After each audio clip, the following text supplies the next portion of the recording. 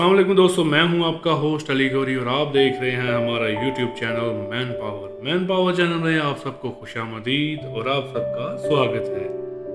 तो आज का जो हमारा टॉपिक है वो है दोस्तों दुनिया का एक ग्रेटेस्ट और बड़ा बॉडी बिल्डर जो कि बॉडी बिल्डिंग की पहचान है, मिस्टर आर्नल्ड श्वार्ज़नेगर।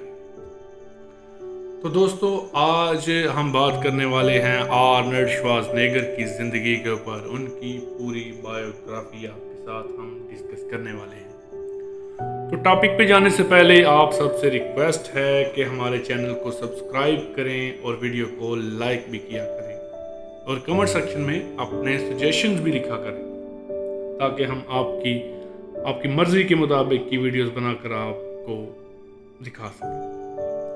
तो चलते हैं आज अपने टॉपिक की तरफ। दोस्तों आर्नल्ड श्वार्ज़नेगर का जन्म एक जर्मन ख़ानदान में ऑस्ट्रिया में हुआ 1947 में। आर्नल्ड का वालिद एक पुलिस मुलाजिम था।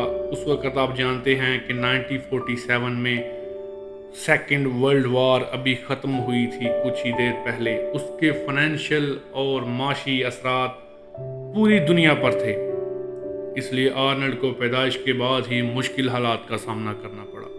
तो दोस्तों आर्नल्ड ने 13 साल की उम्र में ही काम करना शुरू कर दिया और अपने इलाके की फ़ुटबॉल टीम भी ज्वाइन कर ली। आर्नल्ड अपने इलाके की फ़ुटबॉल टीम का प्लेयर था। तो एक दिन ऐसा हुआ कि आर्नल्ड और उसकी जो फ़ुटबॉल की टीम थी उसके कोच ने कहा कि आज मैं आप सबको जिम का विज़िट करवा के लाऊंगा और आपको दिखाऊंगा कि लोग कसरत कैसे करते हैं। तो दोस्तों जब आर्नल्ड और उसकी सारी टीम अपने कोच के साथ जिम गई और आर्नल्ड ने वहाँ पर लोगों को एक्सरसाइज करते हुए देखा और उनकी मसल्स देखे, तो आर्नल्ड के अंदर एक ख्वाहिश सी पैदा हुई और उसका दिल चाहा कि क्यों ना मैं भी इनकी तरह जिम ज्वाइन करूं और अपने मसल्स को इसी तरह से मैं ग्रो करूं। आर्नल्ड ने अपने कोच से कहा कि मैं जिम ज्वाइन करना चाहता हूं और मैं बॉडी बिल्डिंग करना चाहता हूं। आर्नल्ड के दोस्तों कोच ने कहा कि तुम एक वक्त पर सिर्फ एक ही स्पोर्ट्स कर सकते हो, या तो तुम बॉडी बिल्डिंग ज्वाइन कर लो या फिर तुम फुटबॉल। और आर्नल्ड ने फुटबॉल को उसी वक्त खैराबाद किया और उसने बॉडी बिल्डिंग ज्वाइन करने का फैसला कर लिया। आर्नल्ड अपने घर गया, उसने जाकर अपने वालिदैन से बात की कि वो जिम ज्वाइन करना चाहता है और वो बॉडी बिल्डिंग करेगा। लेकिन आर्नल्ड का वालिद जो कि एक सख्त किस्म की तबीयत का बाप था, उसने आर्नल्ड को मना कर दिया। लेकिन आर्नल्ड की माँ जो आर्नल्ड से बड़ा प्यार करती थी और आर्नल्ड अपनी माँ का बड़ा लाडला था, तो उसने अपनी माँ को कन्विंस कर दिया। उसकी माँ ने कहा कि देखो मैं तुम्हारे वालिद को नाराज़ करके तो तुम्हें जिम नहीं भेज सकती, लेकिन तुम ऐसा कर लो कि तुम कुछ वेट्स वगैरह घर में ही ले आओ और घर में ही एक्सरसाइज वगैरह करना शुरू कर दो। तो दोस्तों आर्नल्ड ने अपने घर में ही एक्सरसाइज का आगाज़ किया और ट्रेनिंग करने लगा।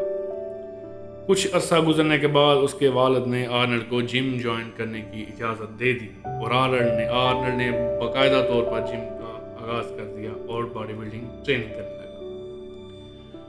उस वक़्त दोस्तों ऑस्ट्रिया में एक मिस्टर यूरोप के नाम का बॉडी बिल्डिंग कंपटीशन हो रहा था। उसमें आर्नल्ड ने जूनियर कैटेगरी में compete किया और 19 साल की एज में मिस्टर जूनियर यूरोप का टाइटल अपने नाम किया, जिससे आर्नल्ड को काफ़ी शोहरत मिली।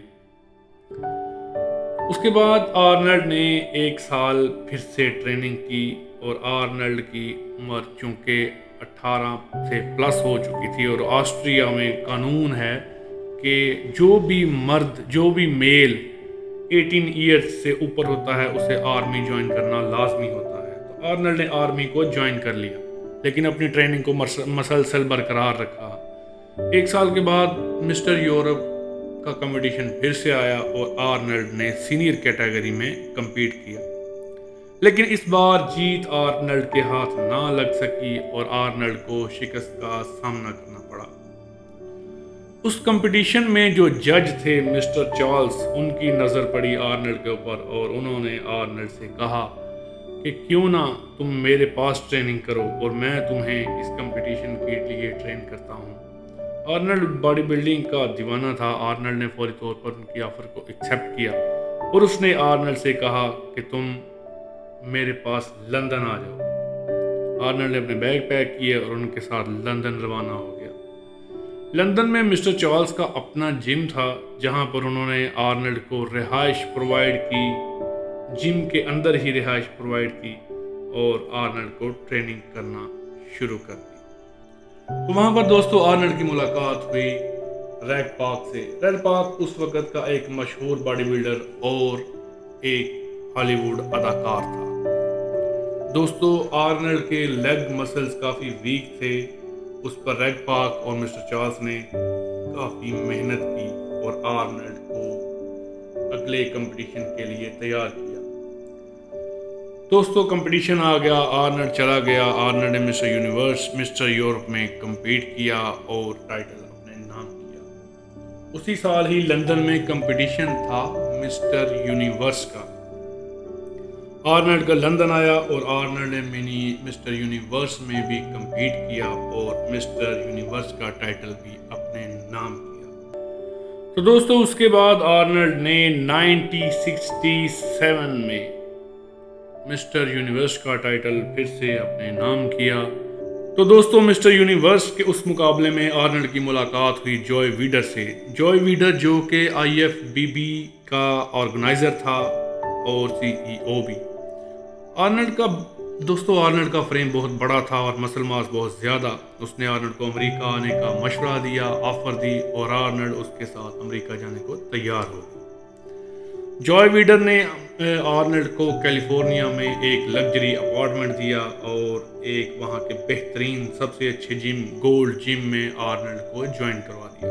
तो दोस्तों आर्नल्ड गोल्ड जिम में ट्रेनिंग करने लगा, लेकिन आर्नल्ड को वहाँ पर कोई भी अपने पसंद का टीम मेट पार्टनर नहीं मिला जिसके साथ आर्नल्ड ट्रेनिंग कर सके।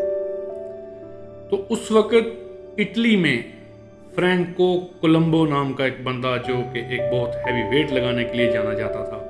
आर्नल्ड ने जॉय वीडर से कहा कि मैं उसको अपना पार्टनर बनाना चाहता हूँ। तो दोस्तों आर्नल्ड के कहने के ऊपर ही जॉय वीडर ने फ्रैंको कोलंबो को इटली से बुलाया और आर्नल्ड के साथ उसकी टीम मेट की और आर्नल्ड उसके साथ बॉडी बिल्डिंग ट्रेनिंग करने लगा।